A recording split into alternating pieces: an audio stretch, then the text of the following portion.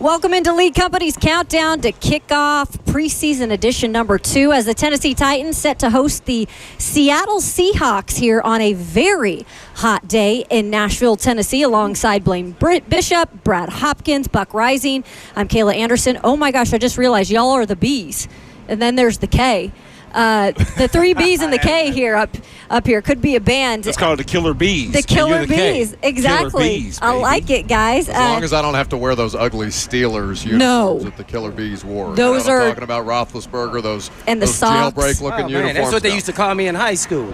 Killer Bee? All 3 of the running backs were all last name B, Bishop, Beatty, and Brady. We were all the starting running backs. I like so they that. call us the Killer Bees. See? So that's what I'm going to think of every time I hear it. I like it. So that's good. I like it. But I know Buck don't like it.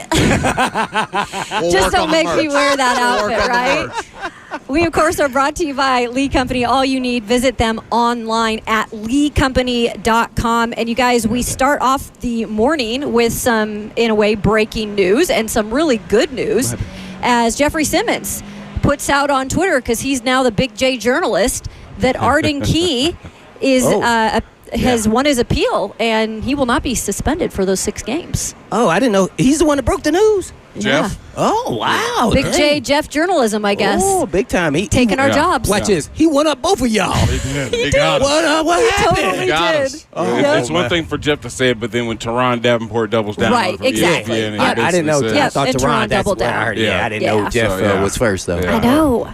Yeah. Big news. Big for the Titans, right, guys? Either way, I think that, him getting reps with the ones, it really wouldn't have mattered if he were suspended 6 games and what he was doing in preseason. They were kind of keeping it business as usual.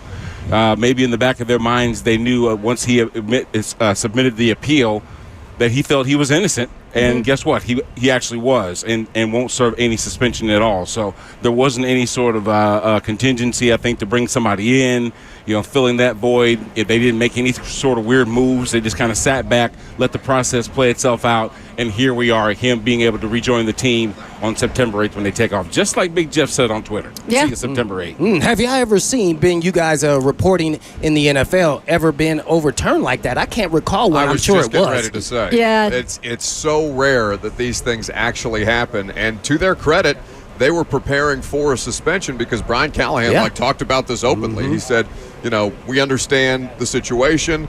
We're going to continue to rep him with the ones until such time as it requires us to make a decision here. Yep. They were never in on Matt Judon, who since the last time we did one of these shows has been traded from the New England Patriots to the Atlanta Falcons, a guy who was going to be available to acquire. They didn't sound like they were really in on Carl Lawson, who signed with the Dallas Cowboys this week. So they have been biding their time, and it's been 3 weeks since that initially got reported, and that he was preparing for a suspension by the league. But to his credit, he kind of, laid low, kept a low profile about the whole situation, and had sufficient evidence for the league to ultimately overturn it, which, again, to your point, Blaine, almost never happens. Yeah. I'm wondering why. Didn't he break that, or Arden Key, didn't he tell us that he was part of this, suspension, and why did he let Jeff break it, and why didn't he break it? I don't know. It's a good question Well, because I'm just Arden wondering. Key He is did. very social media savvy. He's always out there. So now I'm like, well, why didn't you just break it yourself? I mean, Jeff even teased it. So, he did. Jeff put out a tweet saying, hey, Yeah. Titans fans, I got some news for you a little later, closer to gracious. kickoff. Oh, man. Stick around. He's getting his second career He already. is. Oh, yeah. No, he's prepared. He's prepared. He's like, I'm going to making have the this rounds on my NFL resume. Network, and he's breaking news. Exactly. on Titans I don't game know. day. Right? See, what Buck didn't realize is that was very calculated, the exchange he had, because he was testing the waters to see how he could navigate it. Chestnut checkers, baby. Oh, Chestnut man. checkers. Exactly. I Well, respect it. you guys, it was an intense week of practice. I'll tell you that much. Really enjoyed joint practices out there with the Seattle Seahawks. I'm curious, before we get to some of the injuries that came out of that, and then what Brian Callahan said about the starters not playing today, what did you guys take away from practice over the last 2 days this past week? They're pretty disappointed with how the offense looked. Yep. They were out there for 2.5 hours on Wednesday. It's, for fans who are coming today, obviously hydrate, wear your sunscreen, because the Middle Tennessee heat has been real this week, and they were practicing later in the day for the first time. A lot of guys dealt with cramping throughout the course of the practice, and ultimately they cut it short on Thursday because Brian Callahan said he felt like a bunch of dudes had dead legs, and him and Mike McDonald agreed, all right, best served to just move on and and continue to try and get ready for Saturday's preseason game with the guys who we're getting ready to play with. I think they would have liked a better showing on the offensive side of the ball as a unit, but the defensive line looked pretty good out there against a starting caliber offensive line that's got a lot of high-level guys on it, and against a veteran quarterback in Geno Smith. Sounds like the receivers for the Seahawks got the better of the Titans defensive backs in the week of practice. Crap. But again, Blaine, who are they playing with? Who's out there practicing? It's Trey Avery and that was like practice against me. Well, I will say that Jamal Adams did bring a little bit of energy in that first practice, just because he was going up against some familiar faces. Well, him and Diggs, and we heard some chirping going on a little bit there, but that may have raised the intensity of practice just a little bit. But I think that Blaine would probably agree that quarterbacks didn't have near the time that the play would have had to develop. You know what I'm saying? These guys were tagged down a long time ago. We were watching quarterbacks scrambling around, and that was kind of, what you had Greg Cosell on, I think it was on weekend day 2, right? Mm-hmm. So our observation while we were watching practice was that he wanted to see more of the pace of Malik Willis. In other words, delivering timing routes, and why that wasn't more efficient in practice. Why was he holding on to the football so often? Looking at his first or second progression before he ultimately decided to maybe scramble to his right or left and try and find an open receiver. In practice, that should have been more available to him. But, Blaine, let me ask you this. Is that more scripted? Does the defense have more of an idea of what they're running against them because of the plays that they're trying to get in and them knowing what the offense is trying to run in that instance? I mean, why would you think that maybe the defense would have an advantage in that situation, or do they at all? Well, I would say in a scrimmage, it's not the same going against your own team in that you actually, when I was playing, I'd know as soon as they line up what play they're going to run because we've practiced against them so much. Right. So I don't think that is the same case. But early on in preseason and training camp, you always have an advantage because this attacking style, you kind of dictate to the offense. Now, if they pick the right spot, it can burn you, and that's going to happen here. We're going to see in preseason and eventually in the regular season, especially, it's a risk-reward type defense. So when you're dictating, you're being very aggressive, whatever style that you want to make it of, a 3-4 blitzing scheme or a man-to-man scheme. It's always kind of interesting early on in camp. And then as camp goes along, I think offenses kind of get into a rhythm because what you're doing is disrupting their rhythm. Everything about offense is rhythm and flow, especially in the passing game. So once you disrupt that, the guy could be open, but he just throws to the wrong spot because the guy's not at the spot. Right. See, so you're trying to disrupt timing. So I think that happens, especially, the blood flow gets a little going there when you're going against a different color jersey, as we all know, and, you get a little pumped up. But, I'm more curious, not about, I was looking more at guys, backup role players who can potentially make the roster or who won't or who would be fighting for a roster spot. I was more looking at that. So I was real curious on why the coach then decided to start Malik Willis in this game. Now, I'm not saying he didn't do a good, solid job, but I think this is more of an evaluation of Malik Willis in an actual game to see what he does against twos and see if he can do what he's done against the threes and to see if he actually is going to be on this, final roster, or do they cut him and bring him back to practice squad. I think that's more about what this is because he's a fine, but I don't think he's outplayed Rudolph. Mm-hmm. I think he's done a good job. I think he's improved drastically in a pro-style offense.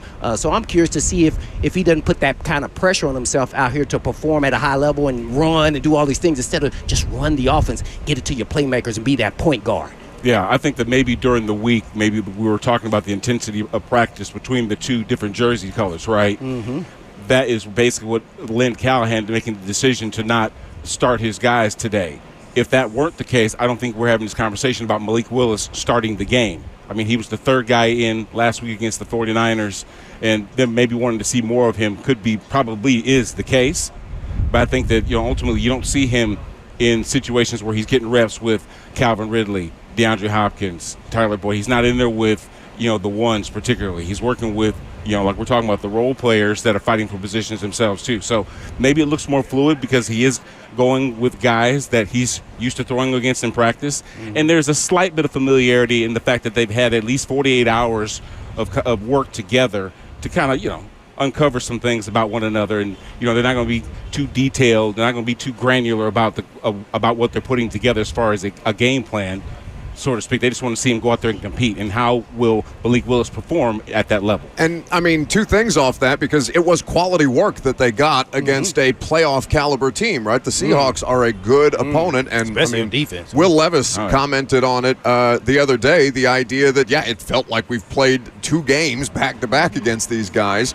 So to get that, which is good for him, right? He's a young guy. He hasn't seen a lot of that. This is his first time getting that experience. And I think, to your point, Blaine, that's exactly what it is with Malik Willis. They want a further evaluation of this guy in a different kind of setting. They talked about having a plan for Kearis Jackson and Jaquan Jackson coming into last week's game, right? So where Mason Kinsey is listed on the unofficial depth chart as the starting punt returner, you didn't see Mason Kinsey return a punt. They wanted to see those 2 guys in an extended look, and they had planned that all week leading up into the game. That's exactly what this is with Malik. And when Brian Callahan says that he's earned an additional opportunity, he's earned an additional opportunity to get evaluated, to make this roster. And that's exactly what tonight represents for him. All right, well, we'll continue that conversation. Plus, with the starters not being out there today, could we still see some of the rookies that need some of those reps, like Tavondre Sweat? We'll have that discussion. That's coming up next on the League Company Countdown to Kickoff today with the Titans and the Seattle Seahawks.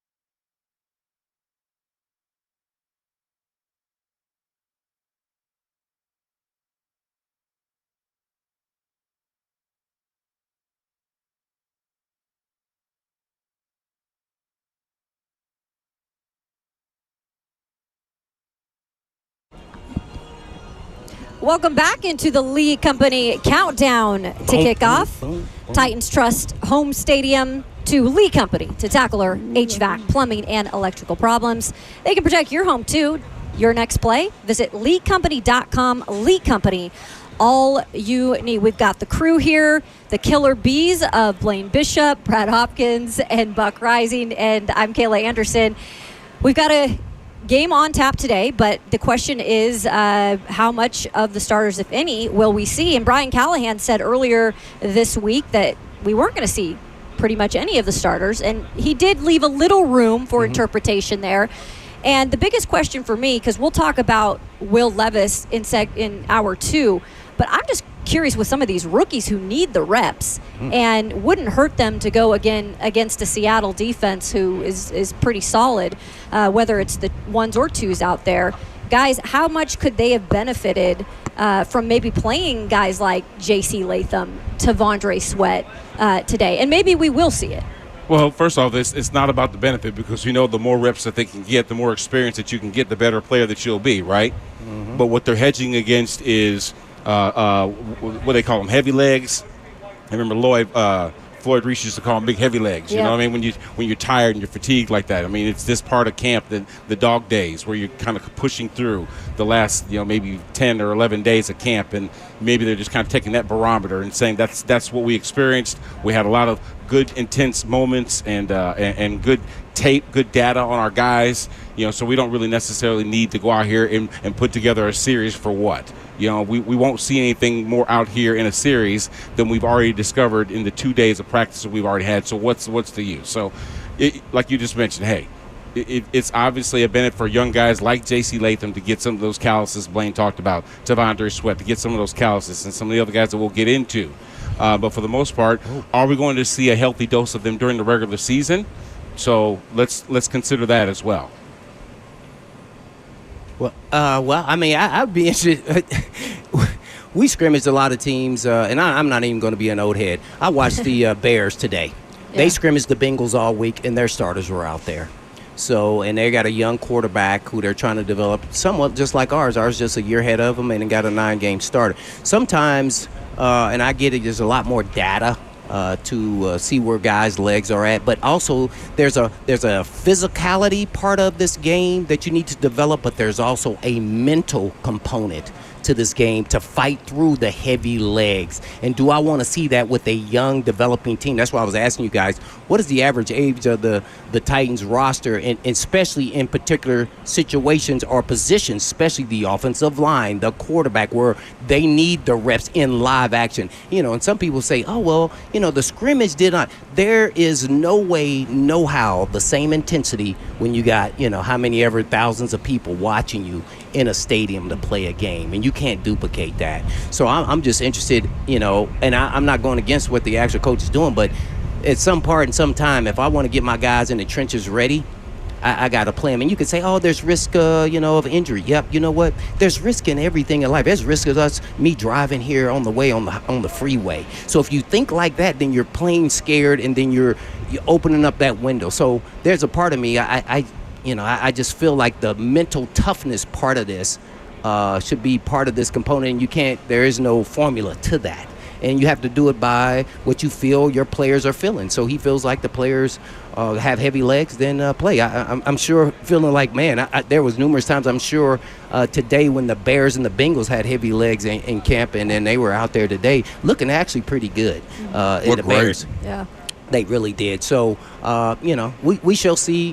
He's a learning, coach. And I'm not saying it's wrong or right, but it's interesting when you're trying to develop players to a next level and to fight through when things are getting tough, and then trying to balance where they're at. And then you don't want to cause injury because they're now compromising themselves in certain positions because they're not in the right position. So that's a tough battle you got to fight with, and you got to go off a feel of your players. Well, I just want to make sure that we clarify, the expectation is the rookies are going to play. Well, when you okay. Well, he said starters. I didn't know what that meant. And that's why I said left open for interpretation. So exactly. That's the expectation right now. So those guys are playing. That's the expectation right now. I mean, they've been ramping them up to play noon games in these elements at Nissan Stadium. Okay, that but makes sense. There is a difference because you're talking about there's a number of vets on the roster, right? Calvin Ridley in particular, who didn't have a great week of practice. He faced a lot tougher competition than he's seen against the Titans defensive backs in the last couple of weeks, and he talked about dead legs. I think that Calvin Ridley is more the kind of starter, a veteran-type player. Tyler Boyd's missing today, right, with a foot bruise.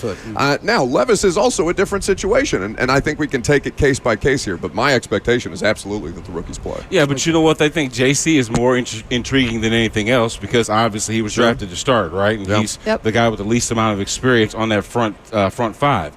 But does then all of a sudden that drag Peter Skoronski in? Because I haven't seen many reps with J.C. Latham and anybody else to his right other than number 77. Yeah, so he should be out there. I agree because, Brad, he's going to have those situations in games. That sucks for Peter then, man. If I had a day off, in essence, you being a rookie has now put me into the fold with everything else. Now we're blocking from Lake Willis. Again, I think that Peter Skoronski is a different conversation than, say, Lloyd Cushenberry, right? Or Daniel. Right. I mean, Daniel Brunskill's not a starter. We're already giving him that he's had the kind of success in the National Football League. Agreed. Yeah. Skoronski potentially will be a good player. He missed a lot of time through surgery and everything else. So I think, he should be out there. I think he should be treated just like that. Also, B-Hop, you would notice more than anybody, having chemistry with that guy to your right or your left, you got to have that, and sometimes you want to get to that sooner than later, more so than anything else. So, if he's out there, I would feel like I should be out there with my partner in crime. Like that's kind of how I would be.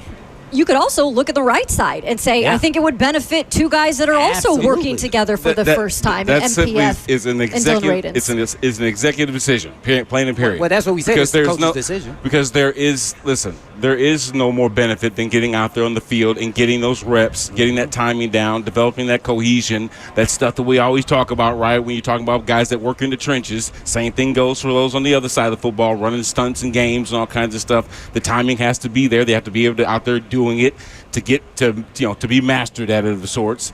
But when you're just talking about the decisions that Brian Callahan made, that obviously the staff has made to sit those guys that got a lot of work in practice this week working against the Seahawks, you can kind of see where maybe just resting them, maybe it wins the roster over a little bit. You know what I mean? He takes care of us. Look at us. It's a hot dog day, and we didn't have to start today. We got a lot of work in against these Seahawks, and he gave us the day off, and we appreciate that. Guess what? We're going to work that much harder for you down the stretch. We'll see where this thing goes. I did want to mention some of the injuries, and Buck, you did mention a couple of those that happened this week in training camp. Just to note, obviously Marlon Davidson, he is out. He has a torn bicep, which I can't even imagine the pain of a torn bicep, guys. They signed Abdullah Anderson, who actually spent a quick second here on the practice squad in 2021. So he's been signed just for depth purposes. Kenneth Murray, he was held out of practice on Thursday for hamstring precautionary issues. So the inside linebacker position is still a question to me in terms of depth. Right now, I hope that he'll be back out there with practice next week. And then Kyle Phillips, hamstring again, guys. Here comes the soft tissue issues with Kyle Phillips. So we don't know the intensity yet of that. He didn't go into detail. Josh Wiley left camp early on Thursday as he kind of had a head knock on the turf incident. So they brought him in because of precautionary reasons. And linebacker Garrett Wallow out with a pec injury. So a couple of things there for the group.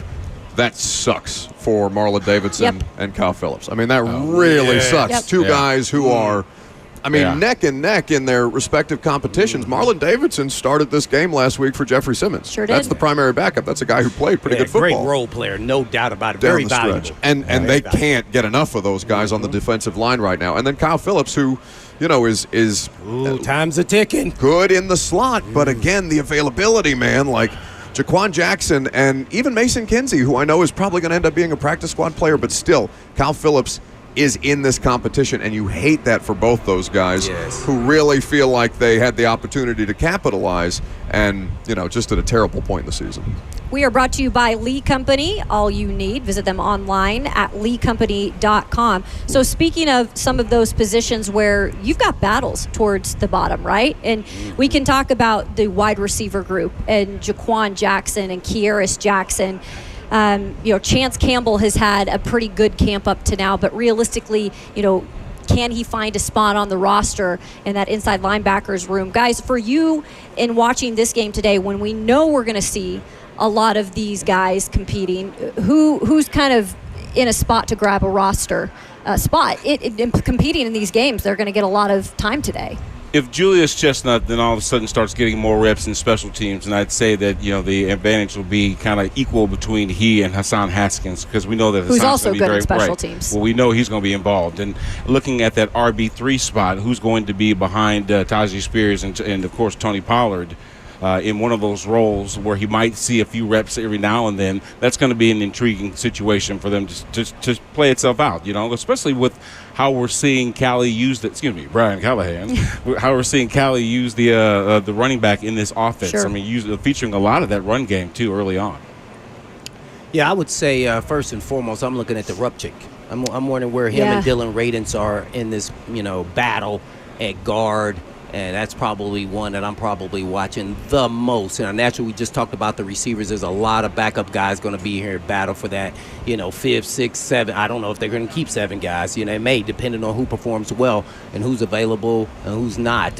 So that's kind of where I'm at with the offensive side. Defensively, I'm going to be watching depth pieces not only at linebacker. I mean, are we going to get the chance? Did he practice this week, Gray? The middle linebacker? No. Cedric Gray. So he's still out. So Shoulder. Continues to miss time. Now that he's opened up the window for Campbell, who has balled out every opportunity he's gotten for that backup role, or maybe he's even pushing the starter. Who knows? I have no idea what the coaches think about him, but when somebody just keeps making plays, hey, you got to start eye-opening, believing what you see on a daily basis. So I'll be watching that. And then kind of the cornerback position. I want to see some guys rise to the occasion. They're getting a lot of reps, especially out there playing man-to-man on that island. It gets lonely. And then, maybe even some backup safeties here, potentially maybe on the practice squad. Yeah. You mentioned the idea that Kenneth Murray going to miss some time with a hamstring, a precautionary hamstring situation. That's the kind of guy you wouldn't expect to see out here tonight, Right. obviously. Now, Otis Reese-Hive, stand up, right? The people who are sending us like me messages. some Otis Reese now. And he played well in the first preseason game, ran with the ones this week at practice when Kenneth Murray was not out there. So he is an intriguing guy here who the coaching staff felt he earned additional opportunities, and we'll see if we can't capitalize in a big spot for a lot of depth guys tonight. And then another guy that I would bring up, since you brought up Rupchich, is Radins. Right, yeah, obviously Radins, who I thought competed really well this week in practice. I really did, and I want to see him continue to do it consistently. That is the biggest discussion point with Dylan Radins, and who's working with this offensive line guru in Bill Callahan. Obviously, how many days can he continue to stack in different kind of situations to where he can go out and win that damn right guard job finally after 3 years of talking about it? Dylan Radins we got starting on the offensive line. Lineman here. What do you think? That's what I'm saying. Give us the breakdown Finally of both in of one those spot. guys. Well, I will say that some of the disappointment that Callie mentioned about his units not necessarily competing at that level did start with going up against an uncommon opponent that in most instances did get the best of you. Yeah. There were some times in practice where even JC gave up some pressure. I think they all took turns at one point or other giving up a sack or two, and that does stand out when you're talking about how these guys are going to compete. Now, we won't see them compete through the 60 minutes that'll go on here in less than a couple of hours, but we did see a lot of what could be exposure and things that they need to work on as they head closer to the regular season. So I think that maybe some of that disappointment comes from how they maybe were gotten the best of in some instances against the Seahawks front seven, actually. So who do you think is leading the battle with Radins and Rupchick? Well, I think that Dylan got a lot of reps with the ones. That speaks a lot, okay? So the fact that he's working right next to Lloyd Cushenberry, getting his nuances, getting that timing down, if he's the one that's getting the most reps there, I think that when you look at it, cream rises to the top of sorts, right? They're going to try and find that right combination, the group of guys that when they're out there seem the most effective, and he's been getting a leg up. Now, I also take advantage of what Andrew has been doing too in getting himself ready. He's been working with the ones, getting a few reps now and then as well, but not near as many as Dylan has, and that's going to pay big dividends down the stretch. I want to go back to Malik Willis, Blaine, and I've got a question for you that I think Buck Reising brought up on his show yesterday. I thought it was a really good question. That's a rare thing. In terms of a follow-up with Callahan, which when I was out there, I wish I would have done this because I thought about this too after the fact, but how or who benefits if you have Malik Willis, who has clearly been the third-string quarterback, throughout practice for the most part, except for a little bit running with the twos on Thursday. How do some of these wide receiver twos that are trying to kind of get a spot on the roster, or some of these offensive guys benefit from a third string quarterback when they haven't worked a lot with him. What's the mindset about a coach mixing up like this for these players if they haven't really worked with him a lot? Well, I was real interested why he chose to put Malik Willis as the starter. So here's what I was thinking. Now, not thinking about the actual players he's going to play. Timing, you're throwing to spots, but eventually at some point in time you read body language of wide receivers, you develop that chemistry. But I thought he was putting Malik Willis out there to see if he's actually going to be his number 3 quarterback.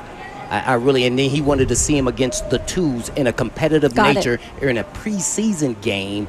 And then you say, well, man, I think we can rely on with another year of development. Sure. Maybe he could potentially be our number 2. That's the only thing that came to mind other than they're trying to increase. I don't know if he has some form of trade value or not, but I was just thinking that he wanted to see, because he's seen improvement. He's seen timing. When he's got out there, he looks good. So you say, okay, let's put him against some guys who are actually NFL guys, even if they are backups. Right. Mm-hmm. That's what I was thinking. That's a good thought. I was also thinking about that. Malik Willis will be an emergency practice squad kind of quarterback anyway, right? Yep. So it's not like they don't think Mason Rudolph is capable enough of running this offense if something were to happen to Will Levis, right? So I think since they're not looking to make some move at the third quarterback position, you've got a guy that's most familiar with the guys he's working with in practice. This is probably the most stability he's experienced since he's wore the Titans jersey, and probably the best coaching that he's gotten to this point too. So why would you even look to make a change? Maybe they just kind of want to look to develop that guy so they can see what they possibly have in the future in a third-round pick. Right. That's the only reason why I thought this was happening. I mean, we know what Rudolph is. He's starting in the NFL. I think there is no competition as far as who's the number 2, though. People saying that. I really don't. I think we're trying to see if he's capable of being that number 2 through a whole season, and if not, then if they can go get somebody else on the practice squad. Who else gets released? I have no idea who has connection with Callahan and who they know and who they're familiar with. Honestly, I took it this week because Thursday's the first time we've seen him working with the twos at all. That's correct. I took it as him preparing to be the backup today to Mason Rudolph. Oh. If you're going to let a backup quarterback start, that's how I perceive that on the field. We also don't know how many reps Malik Willis is going to even get today. He's playing their entire game. Is he really? Yeah. But Callahan texted me. Just kid. Breaking news. I have no idea. Jeffrey Simmons is already out there. Great point. Yeah. We don't know. They could switch. Mason Rudolph could end up finishing up this game and just working with the twos and just showing you some electricness, whatever. Well, and I think it's a great point to bring up, though, Brad, because not to harken back to the previous staff, but just to speak to the level of unpredictability, they would rotate guys from series to series in preseason games, depending on which preseason game it was. So there's no necessarily rule or regimen that this has to be done by. He can get the start, he can get a couple of series, and then if they decide, okay, that's enough of a sample size, it doesn't have to be a half, a full game, or even a quarter, depending on how this goes. I don't know. You want to make predictions? How much? Is that a prop? Is that a prop? We got that coming up next. Don't get ahead of yourself. I was leading you into it. I know. I was just handing it off. Was that a fake handoff? Yeah. Fake handoff I fumbled. Right there. It's called play action. Did you lose last week? Yeah, we'll have to wait to see. Kayla won last week. Yeah, for sure. I did win. I was making it announcing it in the press box. But here's the thing. So if the starters don't play this week, guys, we're guessing maybe for a dress rehearsal in New Orleans. You're on the road. It's the first time you're on the road this preseason. We expect the starters to play in that game. I mean, I would sure love to see Will Levis. I think that would be a big thing for him to start that. I mean, I think that everybody is on the same page about seeing this guy play more. Yeah. You know what I'm saying?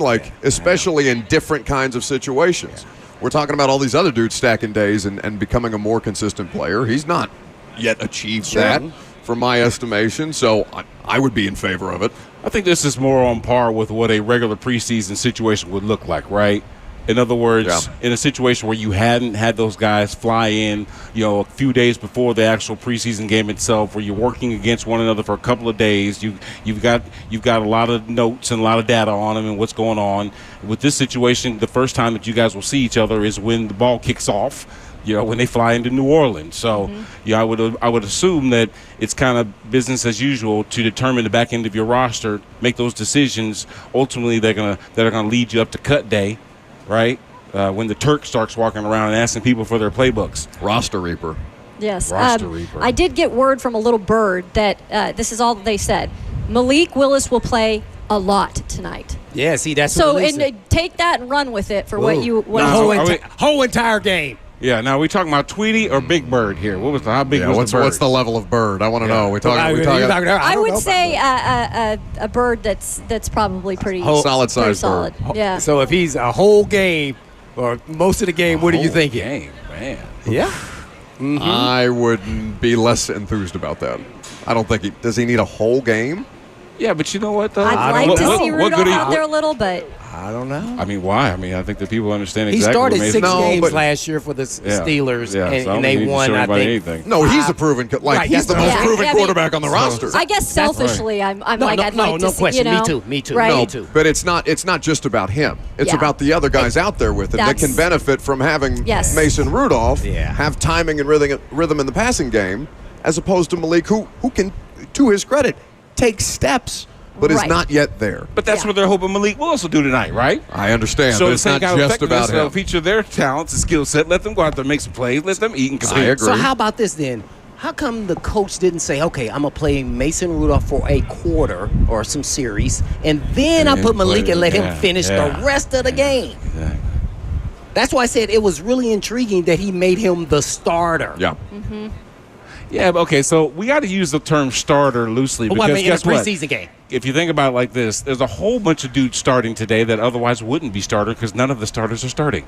That sounds like some Dr. Seuss stuff. I was going to say, is this a riddle? Think about what I just said. My though. goodness. No starters are starting today, right? So there's a bunch of people that are really good. I think there will be some guys who do play, particularly He did say a smattering of dudes, but for the most part, most of the starters aren't starting. So there's a bunch of dudes that'll be getting starting reps today because they are not normally the starters. Right. So is this like the last preseason game of normal years and past? It feels more like that. It does feel like that, doesn't it? Where It's the last one in front of these people. All right, we'll continue the Lee Company cold, Brad. That's cold-blooded. Lee Company, all you need, visit them online at leecompany.com. When we get back, Pro Props, a new segment that Joseph, I have heard, has had a music intro for now. So that'll be interesting to see. I hope it's better than the production on my show. Kayla said you're not bringing it, man. She wants stiffer competition. She's a 1, and right now you're running like a 2 or a 3. Let's bring it. It might be my last preseason game. Getting cut. Yeah. We'll return on the Lee Company countdown to kickoff. Titans and Seattle Seahawks today at 6 p.m. Boom.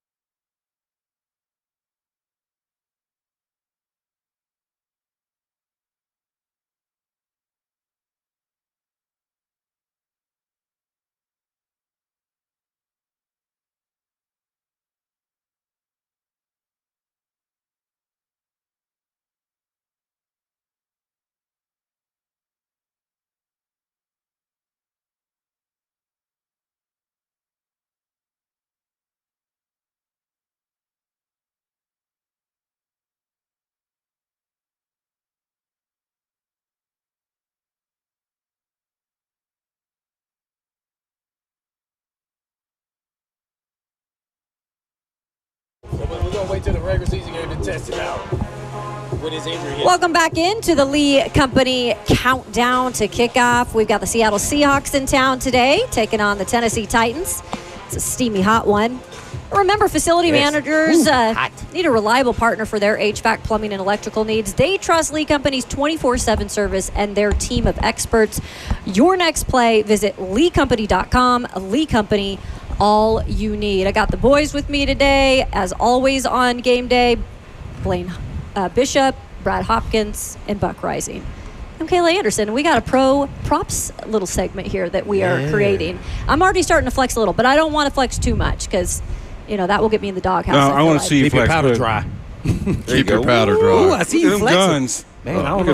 I think she got you, Buck. That's why you wore long sleeves Exactly. today. Right? He couldn't Correct. Because of my show shirt. the guns today. That's how it typically works.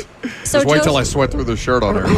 And it is light blue, so it could happen. Oh, You gonna be like Lucas was this week? Brother. Oh, was he? I I'm didn't telling catch that. you. Oh, he need to change shirts. Okay. Did he? Oh, no. Oh, Lucas. I told him he should look into medical deodorant.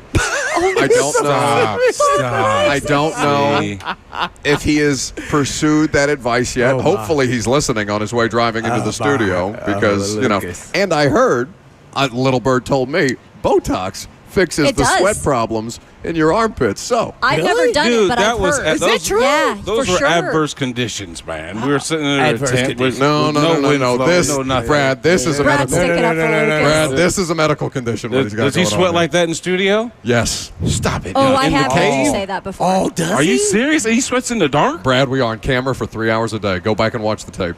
Oh, my. Oh, my God. Oh, I love you, buddy. I think he needs to start going to see the doctor. Are we taking pro props on this? Over under the amount of Botox that Lucas gets in his armpits to solve I've his sweat never even problem. heard of that. That's terrible. Botox Joseph, in the arm. do we know where we're at in terms of who won last week? I believe it was Brad Hopkins and myself with the wins, and then Buck took a L. Give me a scoreboard update. I believe that is correct. Okay. So it's 1-1-0-0. Got it. So, did you play the intro, Joseph? And I just Yes, I did. skipped over it. Will you play it one more time? Oh, my God. Yeah, I want to hear it too. Yes, thank you.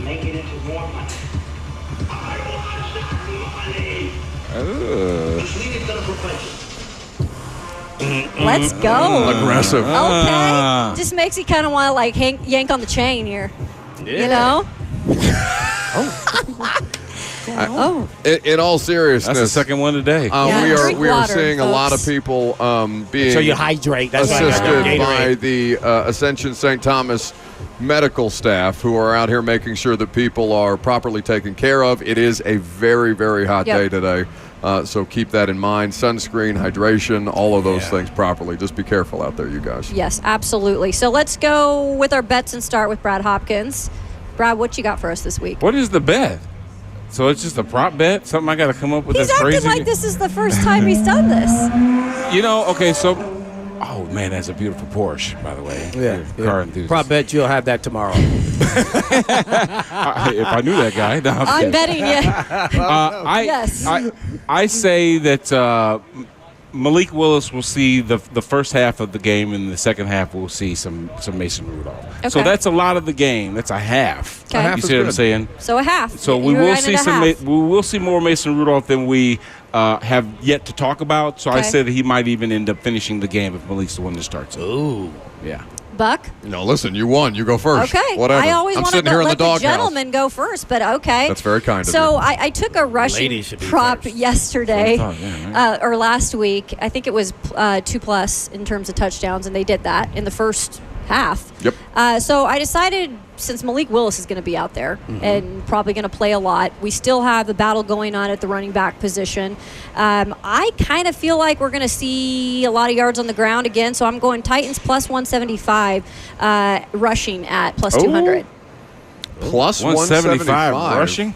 So they have to go over Yeah. 175. Yeah. How many did they get last week? Do we know? Ooh, I can pull that up for you. Yeah, very but Malik quickly. Willis rushed 4 times. Yeah. I know that must He be was like the leading 47 rusher, yards, for something sure. like that. Well, he's starting now, so Yeah, they may he's have more starting. rushing. Exactly. Yeah, that's and why if it he has a kinda was half like- to play, I mean, Yeah, this dude. she's smarter than us, Buck. No, listen. man. This is Why you this smile is like You better watch it, man.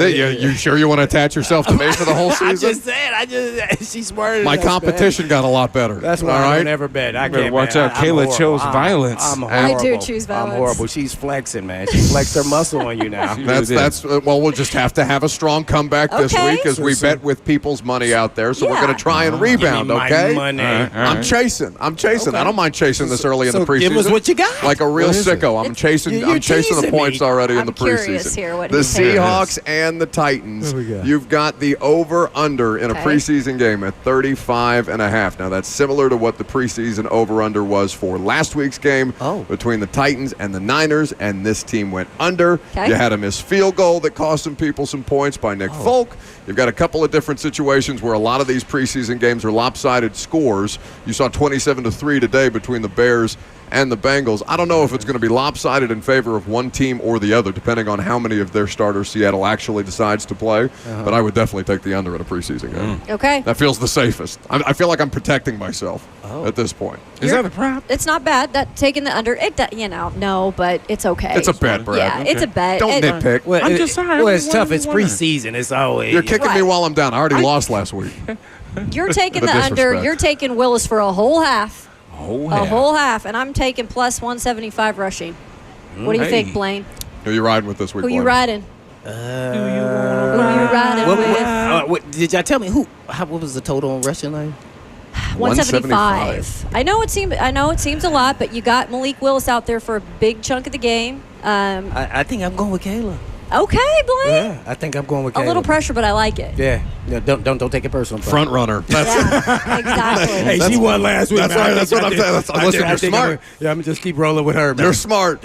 So I Bet don't- on the hot hand. right? Yeah, man. I know we're going to get into it more after the break and get into the second half of the show with Will Levis, and I know you kind of have a strong stance on, maybe playing in a game like this, Blaine. So I'll leave that for Buck Reising. Also, when we get back, we haven't talked a lot about Jaquan Jackson. I will have a feature piece on him coming up in the second half as really? well. I'm telling you guys, I don't know he what been is in the balling. waters at Tulane, which is not some players. big conference that they come out of. But sending Tajay Spears here last year, him kind of having that mentality from the start, I sense that from Jaquan Jackson too. I mean, he had a touchdown, 2 touchdowns this week, 1 in 7-on-7, 1 in red zone work. Had the work last week in the preseason with the return, so should be interesting.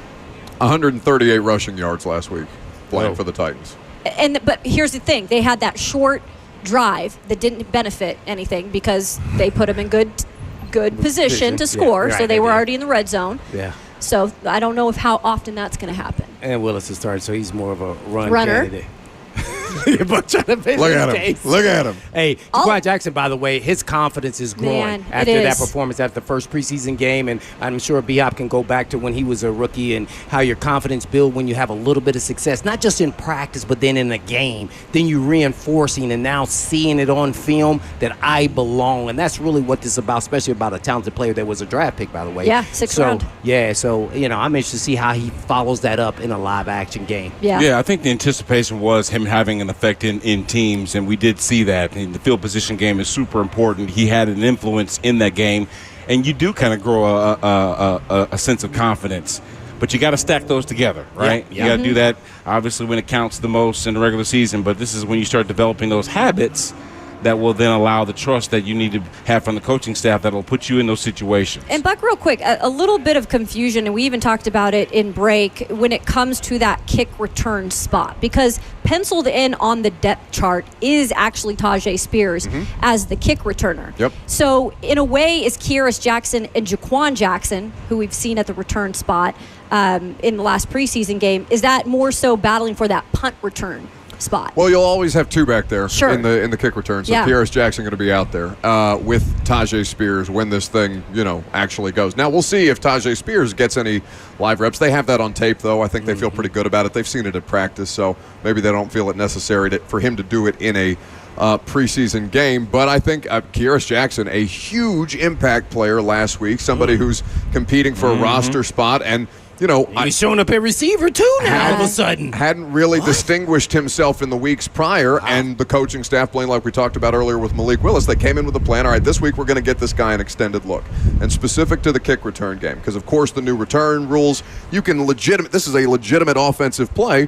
He had a 63-yard return. He sets the Titans up on the 30. You got a sideline interference from Kyle Shanahan, who's losing his mind on the sideline afterwards, which gives you an additional 15 yards. All of a sudden, your first drive as an offense is in the red zone. And, Will Levis still takes a shot, which we can talk about later if we want to. Thinking about diving, Supermaning into the end zone in the preseason game. He said, we asked him about it. He was real close, I guarantee you. He said, yeah, I thought about it. He did? Yeah, Brad, didn't you bring this up that you almost wish he would have? Listen, really? It was the indecision. Either you do it or you don't. Yeah. But we saw him caught in the middle in that moment of, well, do I really go commit myself 100% to get into the goal line, or do I just peel back and maybe wait for a play to happen and throw it to somebody or slide, right? Doing the safer thing. But he did touch on that, right? Making those kind of decisions that he could live to fight another day. Well, that was an example early on in a preseason game where you made the wrong decision, man, because that was an unnecessary shot that he took. Well, when you get caught in between and you're trying to do the right thing, it's a lot easier for us to say, do this, when you're trying to reprogram, once you get in a competitive nature, to go against your instinct. That's what he's fighting against, because this game doesn't really matter. Yeah. So let's don't put it on the line in a preseason game. A regular season game, fly all you want to on the goal line and try to get in there. Yeah. But in a preseason game, let's not take that kind of risk. We want to see you live for another day. Then that put him in the middle, and that's when you actually get hurt. That's why every rep is important. Yeah, and I'll tell you this too, talking with some guys who are kind of, in terms of up in organizations, there have been quarterbacks who they've had on their staff, like an Aaron Rodgers in particular, who I heard it took Aaron Rodgers a little bit to figure that out. And so it's not like it can necessarily always just at like the snap of the finger, right? Yeah. So that'd be interesting, but very important. Conversely, real quick, I remember last week when Joe Burrow took to the podium, he said that he was basically untouched last week. He kind of wished that he may have taken just one shot, just a little shot, right, to get the bugs out. So guess what, guess what, Will Levis? You got your one shot. Now the bugs, the jitters are of getting hit are out of the way now, so we can go ahead and resume the season. So. Absolutely. Well, speaking of Will Levis, we'll get more into that coming up after the break. Lee Company, all you need. Visit them online at leecompany.com. Of course, this is the Lee Company countdown to kickoff as the Tennessee Titans take on the Seattle Seahawks.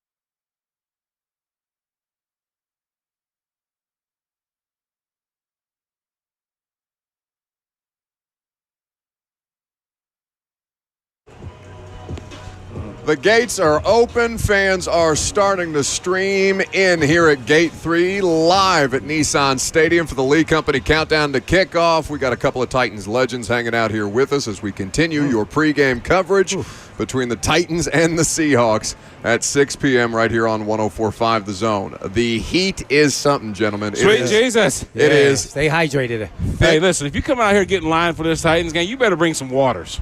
And I said waters plural because it's hot. Yeah. You need to hydrate. We already seen this people falling out already, right? Facts. Ambulance is sitting out here, got the lights going because somebody got pulled out of here already, and about the third one on a stretcher. So be smart when you come out here today. Hydrate. Truly, and we're gonna see players work through that adversity today because, of course, the Tennessee Titans play all noon games except for one Monday night football game in Miami in September, which is not going to be that much easier as far as the weather goes. So a lot of high-temperature games to be expected at Nissan Stadium this year, and that's why practice for the first time this week, guys. Brad Hopkins, Blaine Bishop, we're with you until 5 o'clock when Titans Countdown will take over with Coach Dave McGinnis. Mike Keith, Ramon Foster, Amy Wells, Rhett Bryan, and the rest of the crew up in the booth, in Booth 7. 615-737-1045 if you want to call in, weigh in with what you're most looking forward to seeing in preseason game number 2 tonight. Malik Willis scheduled to get the start at quarterback, and that's where we'll start here on the Lee Company Countdown to Kickoff. Lee Company, all you need. Visit them online at leecompany.com. Levis not playing, Malik Willis getting the start. We'll see how much time he actually plays in this game with Mason Rudolph serving again as the backup quarterback. But let's start with Will Levis, guys. How do we feel about, after 2 series and 14 plays of him in the first preseason game and 2 joint practices against the Seattle Seahawks, the starting quarterback for the Titans not playing tonight? Blaine, I didn't see a whole bunch of deep throws other than the one that was for a big play. I did see that one. But other than that, I think most of what they were working with was against just, simple schemes, just seeing if the guys can get out there, be in the right position. If Will Levis can trust what he sees to release a nice, accurate ball and allow his receivers to make a play after the catch, that kind of stuff. I really didn't see anything that stood out to me, but I did see him moving around in the pocket a lot more than I would have thought at this point. For having the kind of consistency that he's going to need to have with that receiving core. Maybe 1 or 2 looks I can see, but as much as he was holding on to the ball in some instances trying to find open receivers, I don't know if that was what they were doing against him defensively that made that more problematic, but for the most part, I did see some of the issues being up front, but then maybe some of it was coverage. I really couldn't. Yeah, a little bit of combination of both. When you see that in practice, and that's what, is different from practicing the game. Would he have been sacked? Was he just moving around, just continuing the pocket? The guys kind of hold up. Those are the things you can't predict that can really be in a game atmosphere. I thought he took what they gave him. He missed, really a couple times, some deep balls. So, that happens. You hopefully, keep your powder dry, as Coach Mack would say. Sure. It is practice. We're talking about practice. So, I just, it was a production. I thought they ran the ball actually pretty well, B-Hop. Yeah. So I think they're going to run the ball. I've been saying that they're going to run the ball just as much as they throw the ball. I don't think people think that they're going to throw it all over the play. I don't think it's going to be that as much as people think. But I think you got to coincide, have some part of running the football, and even if it's a sharp passing game. So he's kind of perfecting going through his reads and getting rid of the ball quick.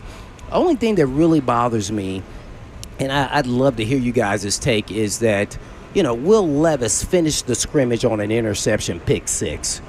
I don't want that to be the last thing in my quarterback's mind. He would have played on that alone in this game, even if it was for a series, to get that out of his head. That just for me personally, that's just how I would feel about my quarterback. I want my quarterback not to end in that way. And he can't do that until they start scrimmaging or, practicing again against his own teammates, by the way. I want to see it in an actual game, whether even if it's just a flare pass, screen pass.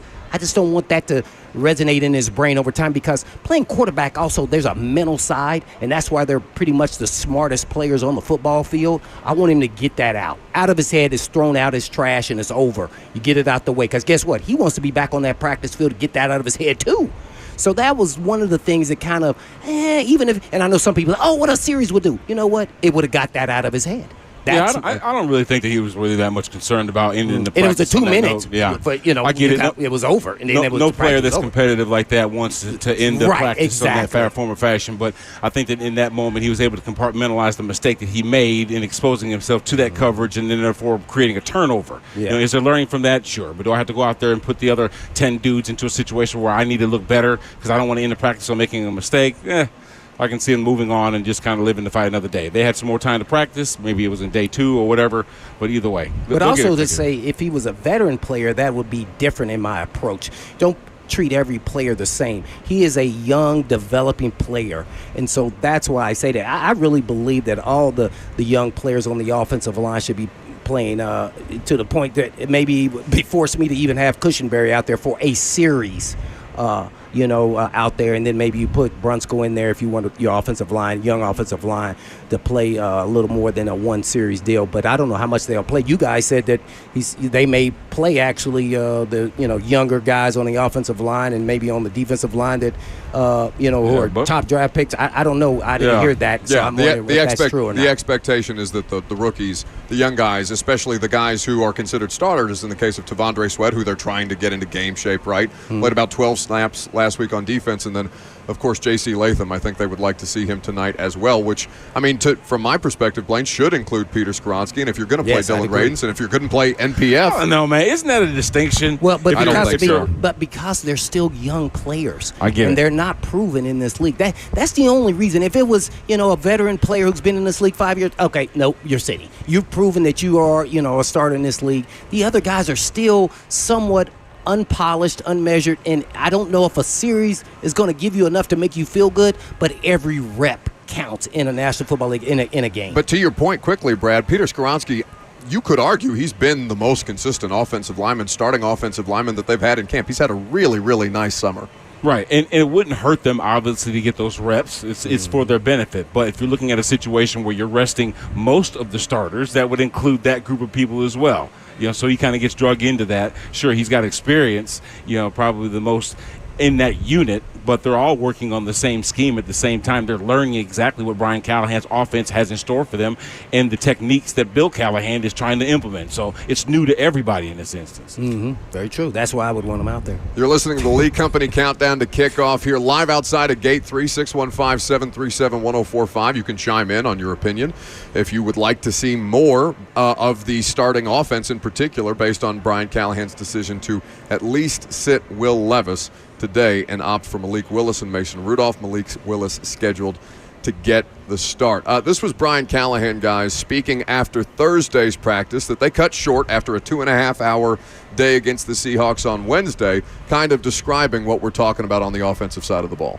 Disappointed. Yeah, I mean that wasn't what I was hoping to get out of that period. I thought it just wasn't good execution all the way around, and we threw an interception to what would end a game, and so it's good coaching to teach off of. But very disappointed in that. I was hopeful to get better work out of that with the operation instead of just throwing a pick on the first play, and that's it. So disappointing. Feels like that speaks to your point, Blaine. Yeah, I mean, but at the same time, he's kind of talking a little bit of what Brad said is that it's operational. That's always how the offensive side looks at it, and that's why the defense says we're going to disrupt timing. But operationally, to me, you shouldn't even have thrown that football. Why did you throw that football when they were playing zone? Did you misread something? You want to understand why, because that's the deal with the quarterback in his decision making. So did they disguise something to bait him into that throw? I don't know, but there's a part of me as a competitor. I don't like my young quarterback finishing on that. Because here's what I also saw. I saw Levis' reaction, and that I did not like. He stood there. No, go chase him. Go chase him. I know we're talking about practice, but guess what practice is? Developing habits. The developing habits. I'm sorry, you made a mistake. You just like everybody else. And by the way, you got some guns out there. Now, I ain't talking about reaching with your hand, out there, but you need to be chasing instead of melting in your eyes like, oh, man. So what's the defense going to do in that moment? They see Will Levis trying to eye up the guy. No, they're not in practice. Not in practice. They're not about I'm just saying. But either way, I think it really comes down to one thing that he mentioned most, which was execution. execution in that they had a game plan. There was supposed to be certain responses to whatever the defense gave you, and something broke down, whether it was the route that was ran, whether it was the decision to even go that way, maybe it was a tip ball, whatever. I really didn't see the play specifically, but when you talk about a lack of execution, that's not necessarily saying how you compete. You know what I mean? You can make a mistake 100 miles an hour, but I think ultimately you don't want to continue to make mistakes, and that's what I think that was what he was touching on. It's like we kept having execution issues. We kept we weren't crisp, and that's what he wanted to see against an uncommon opponent like the Seahawks. Yeah, well, what I was referencing in competition and competitor is you don't want that to be the last play and get to go back out there and respond to that. I wish he would have got to actually do that in practice. I don't know if they had another series or not with the other groups, but that's what I'm talking about, a competitive nature, because that's how quarterbacks compete. We outsmart you and we make great decisions. Blaine, I think to your point, like, he threw 2 interceptions in practice on Thursday. The first was in the 2-minute. Now, Devin Witherspoon's a good player. Really nice defensive back. He was my number 1 cornerback coming out. And Reek Woolen, who is the opposite corner, is also a really, really good player. So he's seeing a lot of different looks. But what happened on the first play of the first 2-minute drill that they did, the move the ball drill, he threw that interception to Devin Witherspoon. Good play by the defensive back. He jumped the route and read Mason Kinsey the whole time, read Will Levis the whole time, and made the play. And then he did it again later in practice, which is the kind of stuff that Brian Callahan, making the same mistakes twice and trying to move on from that in practice, guys. Yep, that's what he talked about. He always said make a new mistake. If you're making a new mistake, that means that you haven't repeated the one that you made before that. And that's exactly what he wants to happen. He wants them to have the autonomy, the freedom to kind of be themselves, incorporate yourself into this offense, make it your own, have ownership in it, right? Don't be scared to make a mistake, especially in practice when you're talking about taking chances and things that you probably wouldn't otherwise do in a game. It's those moments that you then learn more about yourself and start developing your skill set when you can have the autonomy, have the ability to kind of, show in instances I can make that mistake and move on from it and not make it again. We had Will Levis on the radio show this week after this practice, after the difficulties that he had, and he was clearly, I think pretty upset about the way that he performed at the end of the day. And he talked about, guys, the idea of not, nothing's proven yet about him and his career, how he's still striving to gain that level of trust and consistency from the fan base, from the coaching staff, from his teammates. This was Will Levis earlier this week. It's definitely funny hearing from the Tennessee fans or fans in general who, just had their certain opinions about me coming out. The jury's still out. I feel like I got to do a whole lot more before I can, fully earn the trust of everyone in the fan base. So we got high hopes for a team. Last year, definitely just team-wise, didn't even get close to the heights that we wanted to reach. And, we got motivation to go do some special things this year. So, I'm just going to keep working to do that and keep proving the doubters wrong. It felt like you bought yourself a ton of goodwill with the way that you were able to debut against the Falcons and how great you guys were as a team on that day. But it seems like that was very quickly put aside from the vast majority of the fans who might have doubted you at that point. And it feels like you have a lot of that buy-in already prior to, accomplishing what you ultimately set out to accomplish. For sure, yeah. I think that first game definitely helped, and that was very special. I wish that I can have a lot more performances like that so people, don't remember that game as much. Just to think that a lot of people keep pointing back to my first game when I played a bunch more games after that. I'm due for another one like that, and to keep pushing myself to performing to the level where I know I can. So, I know we got the guys to do it this year. I got confidence in myself, and just got to keep working and keep trying to reach those heights, like I said, that we're aiming for. What do you guys think about that response from the quarterback after a bad day of practice against the Seahawks? Well, he's already expressed how he draws confidence from front office activity, bringing in guys that can really make a difference, like Tyler Boyd, like Calvin Ridley. I'm not going to say they specifically did that for him. I think that this organization wants to get the most talent that it possibly could. So regardless of who's at quarterback, they were trying to secure those kind of assets that could make a difference for them offensively. Will Levis just happens to be a guy that's going to be the recipient of a lot of action that, Rand and Amy and Brian Callahan have kind of put together in assembling this roster, right? So I think that, him believing that people are behind him, supporting him, that allows him to be more confident in him taking his approach to getting better on a daily basis, not worrying about looking over his shoulder or people maybe whispering behind him about what he isn't capable of doing. I think that he believes 100% the energy that this organization had to go up and get him instantly in day 2 is the same kind of energy that allows him to go out and try and perform his best and get himself acclimated with the guys that they brought in this year. Yeah, I take everything what he said with a grain of salt. I thought Levis should, first of all, gain trust not only as a coaching staff, but as in his teammates. Now, all the ancillary things on the outside and the fan base, that'll all happen if you're trying to gain your trust with your coaching staff and your teammates first and foremost. Now, every game, as he keeps referring to the Falcons game, it's like a baseball player and you hit 3 home runs. Every game is not going to be like that. So every game is an isolated game. Long as you're winning and you're doing the appropriate things to help your team win as a quarterback, I think those are the things that he's really talking about because, instead of saying everybody keeps drawing back to that game, yeah, it wasn't a great game, but every game's not going to be where he's throwing up 3 touchdowns or whatever it was, all those deep balls, and it looked all great and fancy. Falcons didn't know what to expect from him. They didn't know he was going to throw those balls like that. So, they try to get after him. And so I think every game is own individualized game, and he needs to critique that. And I think that's what he is doing. So I think the fan base. You could talk about the late great McNair. Remember they booed him, B-Hop, and then you know what he did? He came to the sideline and said, "Hey man, I got my game together now. I'm ready to rock and roll. Y'all give me the ball back. I will drive it down and score." He wasn't worried about the fan base. He was worried about his teammates and his coaches trusting in him as an individual player to do his job, implemented in the offense that he was in.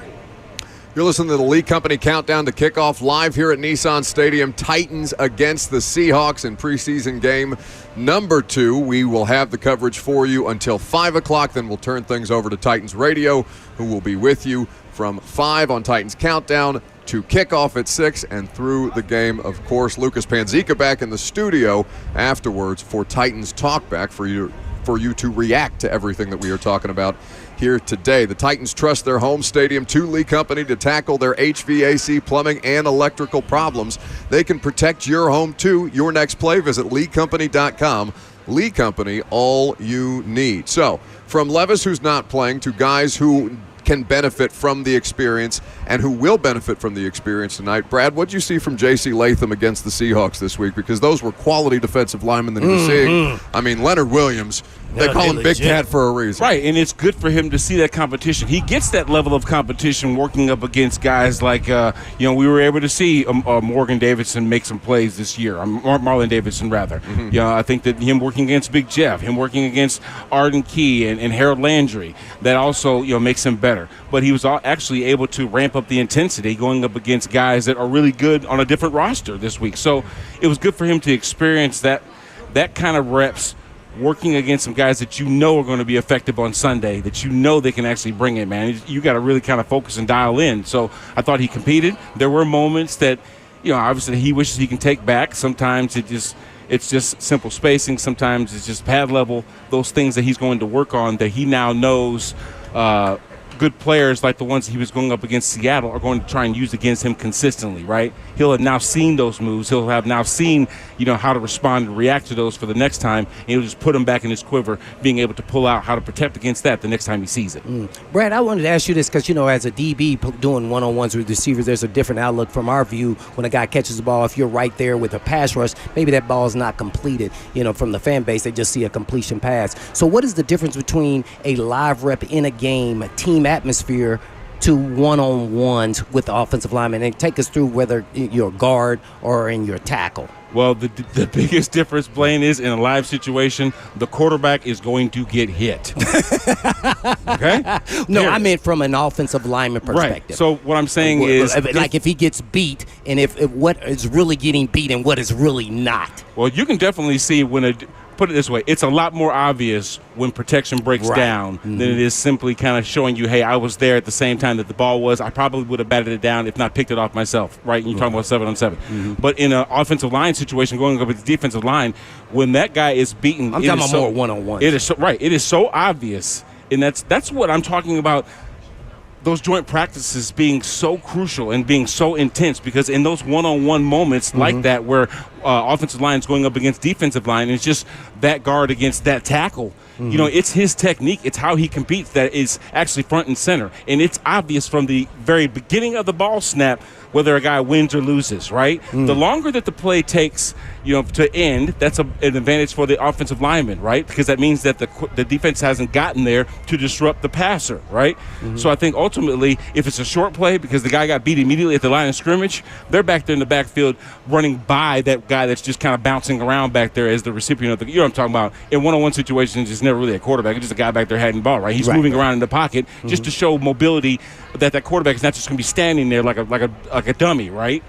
But it's obvious from the very beginning of a play whether or not a guy has put together an effective block or somewhere in there protection broke down.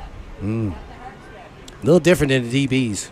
And it's physical too. It's another thing. You're avoiding the physical. Do you have the advantage or does the defense? Like the offense has the advantage in one-on-ones in skill positions, but that's what I wanted you to kind of address. Do the defensive players have an advantage in one-on-ones versus offensive linemen? Well, in put it this way. one-on-ones. Very rarely can you stop a grown man from getting from point A to point B without some help, right? That's why there are more offensive linemen than there are defensive linemen, even by number. There's 5 offensive linemen and 4 defensive linemen. So we have the advantage there, and we have the advantage of knowing the snap count. Now, good defensive linemen can anticipate what the snap count is or learn the nuances of the quarterback to guess what the snap count's going to be, but that's in our favor. When we break the huddle, we know what the snap count's going to be, so we'll hedge that as best we can to get out of our stance and get set up as fast as we need to be an effective blocker, right? So we have that advantage. But in a situation where you're going one-on-one, that's what I'm talking about. I have to play the angles. I have to do everything assuming that I'm the only line of protection between that guy getting to the quarterback. Which is much harder than it's extremely hard because as a zone protector, I can hedge the fact that I've got protection where I know it's coming from and can then use that against the guy that I'm blocking, right? If I know I got protection or help on the inside, I can jump to this guy's outside knowing that there's only one way that he can go, which is into the line of fire for my guy that's waiting for him on the inside, you see? But if I'm going by myself, I got to do this completely balanced because I don't know if this dude's trying to beat me on the inside or the outside, so I just got to be smart with what I see. And that's what all of those guys are doing up front. I think it's good context, though, Blaine, because a lot of people saw the clip this week of Jeffrey Simmons my against God, he threw that guy like a rag doll. Laken Tomlinson. But the thing is, 6'3", 320 is what that dude is listed at, and Jeff took him and threw him. I'm like, he got him off balance. It did he? I mean, it was unbelievable. I don't know if you're going to have that much space in a regular game. That's what I'm saying. Yeah. That's called the Reggie White. That's called the hump, remember? Yeah. But I'll tell you this, though. Oh, my gosh. In that instance, you would hope that the guy to your right would crack Jeffrey's ribs. Right. You see what I'm saying? That's how that works. Not literally in that practice setting, but in a game setting. Yeah, it makes him slow down a little bit as they think about that for a second. Knock the wind down a little bit. Because guess what? He ain't going to arm over and do that again, is he? You trying to catch your breath. You just made my ribs hurt right now, man. I was about to say, that sounds so unpleasant. Oh, my gosh. People have no idea. 615-737-1045. We are broadcasting live at Gate 3 outside of Nissan Stadium. Of course, Titans and Seahawks preseason game number 2 is what is on tap later tonight.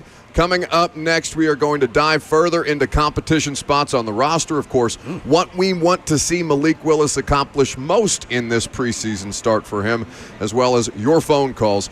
Live from Nissan Stadium, it's the Lee Company Countdown to Kickoff on Titans Radio, 104.5 The Zone.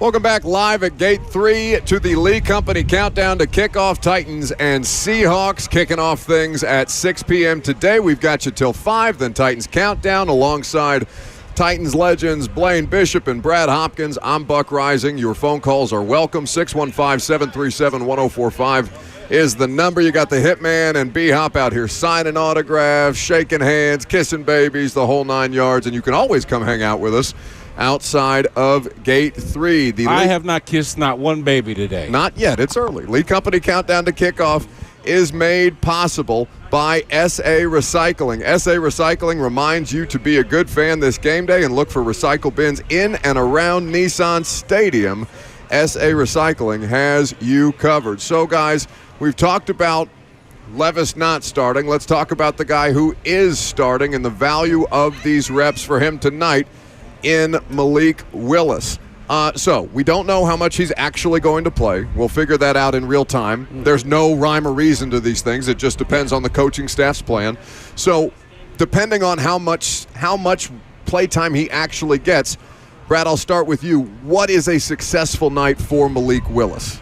Of course, no turnovers. They would love to get some points out of the time that he's on the field, ending successful drives, not only moving the football and making good decisions, but, maybe leaving the game with a comfortable lead. If you're hedging the bet that he actually is going to leave the game at some point. Some people are thinking maybe he plays the entire thing. But I think it's just important to see what kind of value you have in a guy that Rand didn't even bring in. But ultimately, when this guy's contract ends, do I then make the investment to go back in, maybe sign him to another one-year deal because he probably has the most experience at that time as any other quarterback in this system, right? And has shown some dramatic improvements, now getting some of the best coaching that he has had to this point under multiple systems since being a draft pick just a few years ago. Mm-hmm. So I think that another thing, we know that Mason Rudolph is the capable, legitimate number 2. Like Blaine mentioned in the first hour, 6 starts for the Steelers last year. The guy has been in some moments to where he's been entrusted with an offense and has had some relative success. So it's not like he has to go out there and prove anything, right? And the way that he's adopted and adapted to what Brian Callahan and the rest of that offense are learning, I think it's more important to see some of Malik Willis outside of Mason Rudolph, working with those number 2s, which has been exclusively Mason Rudolph's domain, right? Working with the backups. Until Thursday. So we'll see now those backups that are going to be on the field be led by Malik Willis, who otherwise would have been led by Mason Rudolph. So it gets him to see a different route combinations from different dudes, and also seeing more of a sample size of him, seeing how Mason Rudolph has had such a really good camp himself. Well, let's start back with Malik Willis. You have to be super excited for him. Let's just start there. Yeah. Getting the opportunity to start, I don't care preseason, regular season or not, especially all the things he's kind of gone through with different coaching staffs and kind of growing and learning as, what the NFL quarterback is all about compared to the systems he was in, as B-Hop kind of mentioned there. So I'm super excited for that portion of Malik Willis. Now, how does he operate the offense? Make sure you get the snap. Let's start with the fundamentals. Now, do you throw where you're supposed to throw? Do you take so many risks? Do you get outside the pocket? Also show you have legs. Do you show the option of running as well as I can fake pump, the pass and then still run?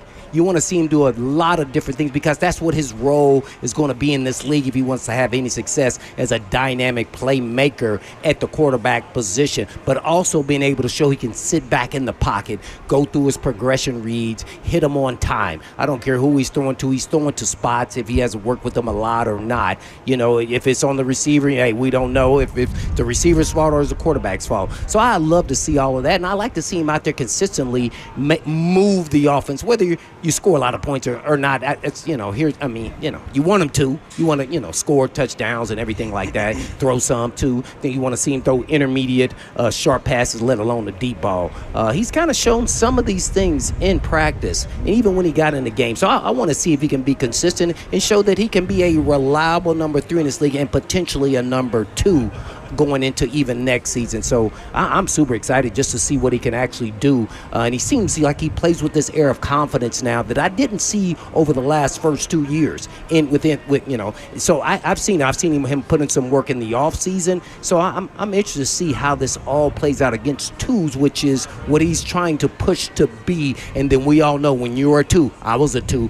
I was never a 2. I was a 2. I got an opportunity, when someone got injured, to get in a game, and then you relish the moment and you're already prepared as a starter, and then when you get out there, you perform. I've seen some guys get out there and then they get cut because they didn't prepare, because they thought they were never going to get out there as a 2, and then they did, and then they cut them and axed them the next week because they didn't even know the freaking plays. See, so this does happen. Name names. No, I never would do that. It happened. Tony Brown. Tony Brown. And he was a really good player. Oh my God, that defensive line was fierce. Yeah. Oh no, not that guy. It's a Tony Brown when I was the Oilers. Got him. When we were the Oilers. Yeah, I know his name is Tony Brown too. I'm sorry. Yeah, Tony Brown. He was a cornerback from Fresno State. I think he was like a 3rd-round pick. I think it was his 2nd or 3rd year. Guy had great feet, quick. He got out there, we practiced, and he got in the game, and he played because somebody got hurt. He didn't know the game plan for this. Oh my! Can't happen. They asked that guy the next day. I was like, uh-oh. So yeah, you better take this thing really serious. You better be a pro's pro, because you don't know when your opportunity is going to present itself. And this is a critical opportunity out here at Nissan Stadium today. Listening to the Lee Company Countdown to Kickoff. Lee Company, all you need. Visit them online at leecompany.com. So Malik Willis has had a really nice connection in particular with Bryce Oliver, a guy who's competing for a practice squad spot. Now it will be different. Thursday it was different, right? He's working with the likes of Traylon Burks and Nick Westbrook-Akina, guys who he's had reps with before. One guy in particular who came in as a part of his draft class. So for Malik Willis, now working with a different set of skill position players and how they can benefit each other in this game. Brad, what are you looking for most tonight? I think you're seeing so much success from these guys is because they're systemically doing the right things. You know what I'm saying? There's not a lot of improv. There's not guys out there making these off-schedule throws and scrambling from a play and whatever.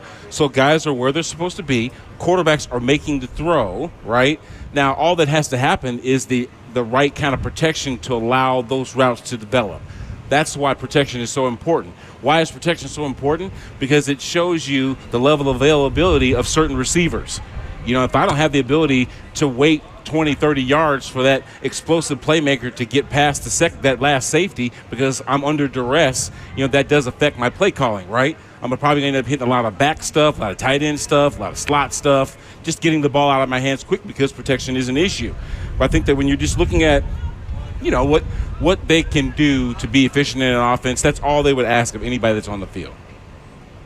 615-737-1045 is how you get involved. We're also live streaming on Facebook, YouTube, Twitter, and Twitch if you want to hang out there in the F&M Bank chat and give your thoughts on this Titans-Seahawks game day. Let's start with Larissa up first in Nashville. Good morning. Or I guess good afternoon.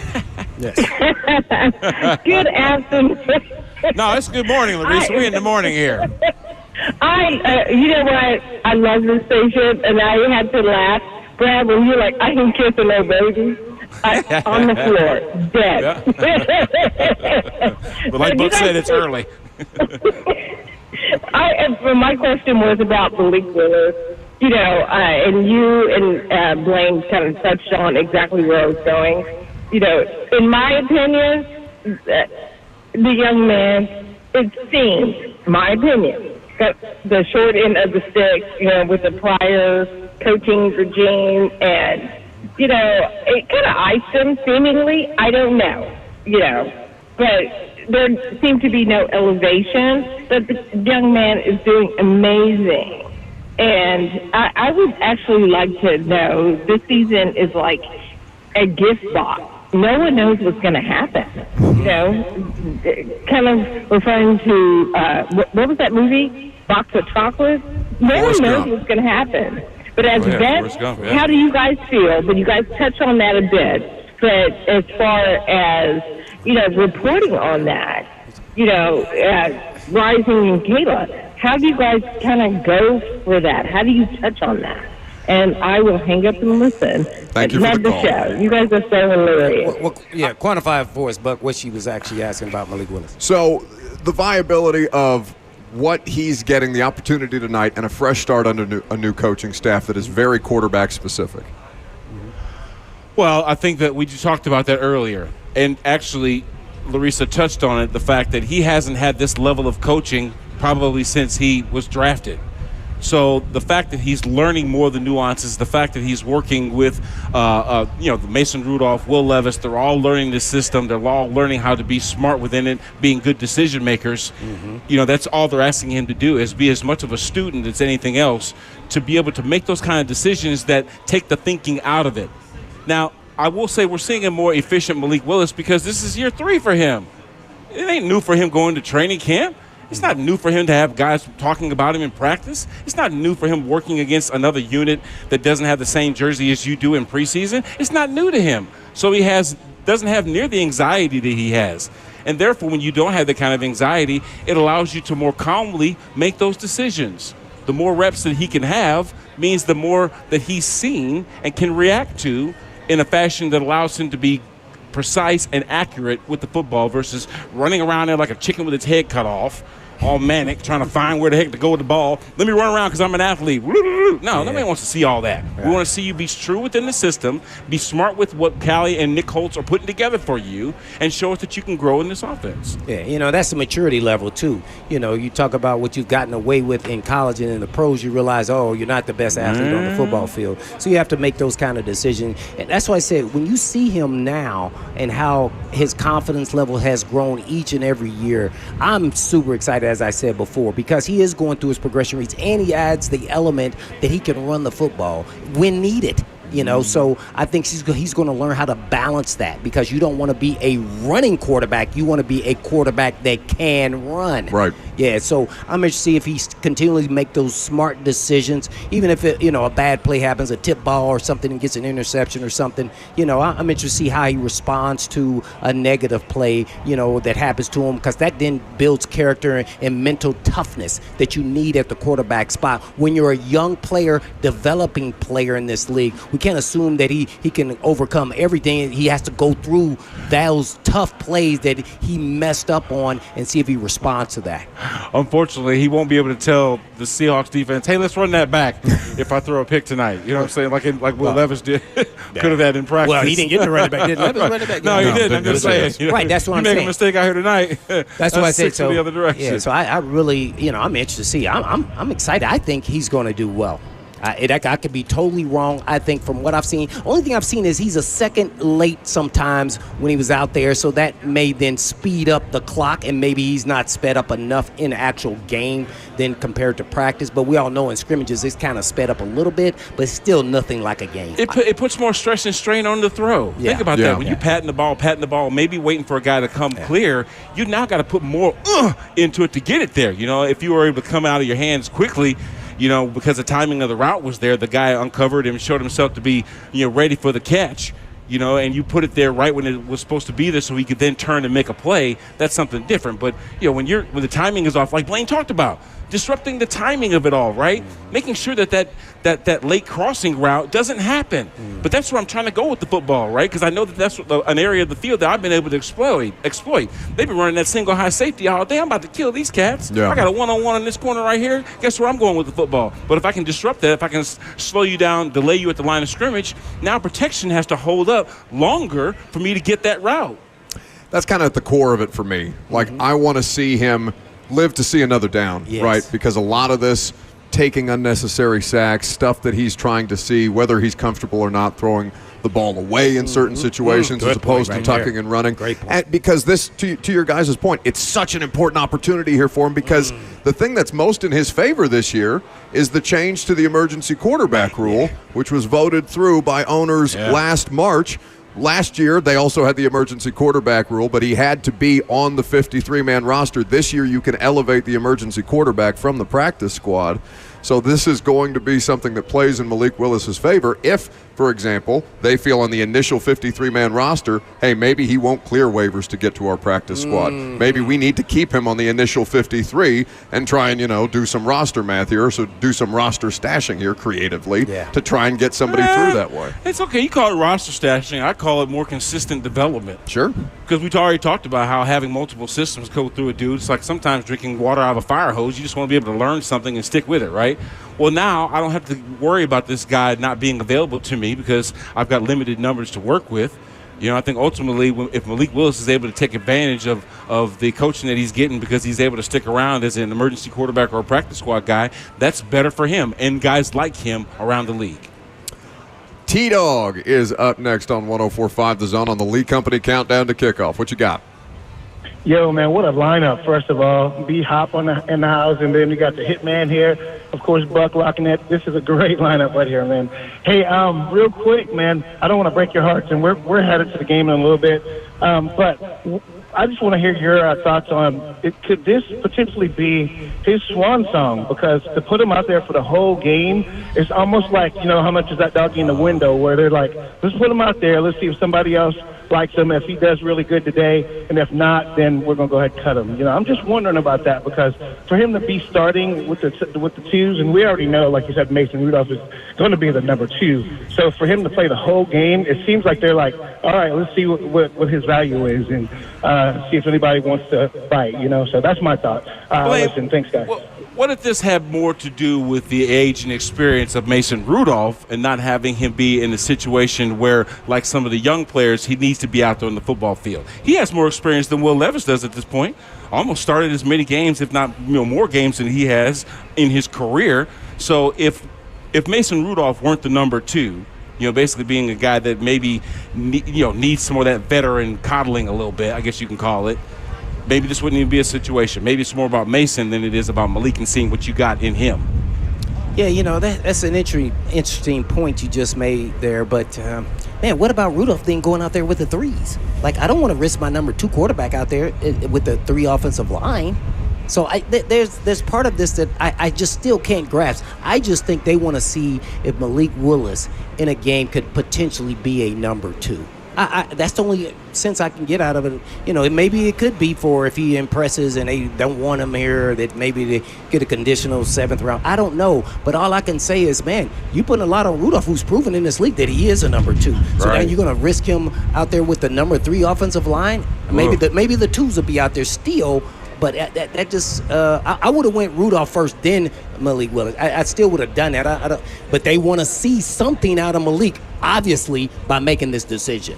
You're listening to the Lee Company Countdown to Kickoff outside of Gate 3 at Nissan Stadium. Titans and the Seahawks getting ready to kick off at 6 o'clock. At 5 o'clock, Titans Countdown has got you covered. Right now, though, we are getting ready to go down to Kayla Anderson on the field. Lee Company, all you need. Visit them online at leecompany.com.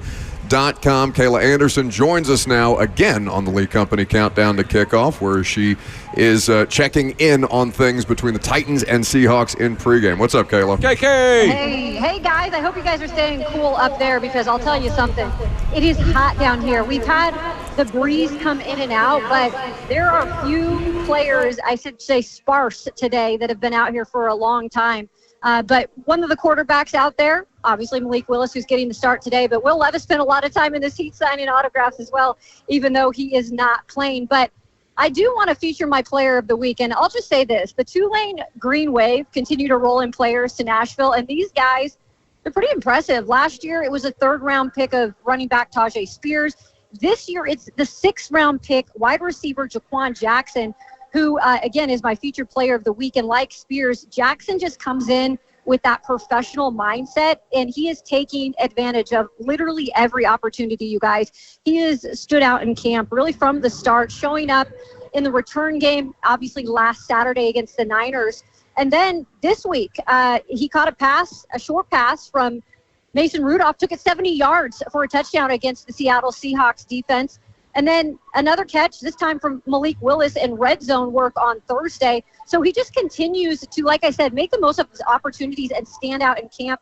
And I guess it's that doesn't get phased much mindset. He does have something in his blood, though, guys. His uncle is obviously the Hall of Famer safety Ed Reed. Not too shabby there. Oh, no doubt about it. Kayla, is there anywhere that you can find the actual temperature on the field? Right. I know it's not old school where they got the. And I was trying to actually effort downloading something on my phone to put down to the turf, because I will say, when I'm touching the turf right now, I mean, I'd say it's close to probably 95, 98. Ooh. And it has the bamboo in it too, you guys, so if it keeps it a little bit cooler, remember that. Oh, okay, got you. Kayla, we so appreciate an astronaut suit next time. Absolutely. Yeah, right? Kayla, we appreciate your field report. We'll catch up with you in the press box. Thanks so much. See you, KK. Thanks, Appreciate guys. it. Thank you. You're listening to the Lee Company Countdown to Kickoff. Facility managers need a reliable partner for their HVAC, especially in weather like today. Plumbing and electrical needs. They trust Lee Company's 24/7 service and their team of experts. Your next play, visit leecompany.com. Lee Company, all you need. Jaquan Jackson, Mason Kinsey, Kyle Phillips likely not playing in this game, dealing with a hamstring issue. That wide receiver depth conversation with Kearis Jackson making a push on special teams, guys, it's gotten a lot more interesting. Yeah, man, I don't know if this is the end of the road for Phillips. I mean, with not being able to play in some of these games and not as a returner, yeah, man, it's time is ticking, right? Yeah, exactly. But those guys have been making plays throughout camp. They're cementing a position on this roster, and like you said, hey, the proof's in the pudding, man. Yeah, dang. And I like him too, man. He's a great route runner. Yeah. Before we get out of here and turn things over to Titans Radio, one player that you guys specifically are watching. We've talked a lot about Malik Willis. There's a lot of guys out here fighting for jobs. Anybody else, any other position groups you're looking at on the roster tonight? 30 seconds. Dylan Radins for me, Blaine. Dylan Radins. I'm going to go with Chance Campbell again. See if he can stack it, and then they start really looking at him from a different perspective of maybe potential starter. Led the team in tackles last week, had that game-sealing interception in the Titans' first preseason game and win last week against the Niners. You're listening to the Lee Company Countdown to Kickoff. Lee Company, all you need. Visit them online at leecompany.com. We turn things over to Titans Radio, Titans and Seahawks at 6 p.m. right here on your home for Titans football, 104.5 The Zone. Tighten up.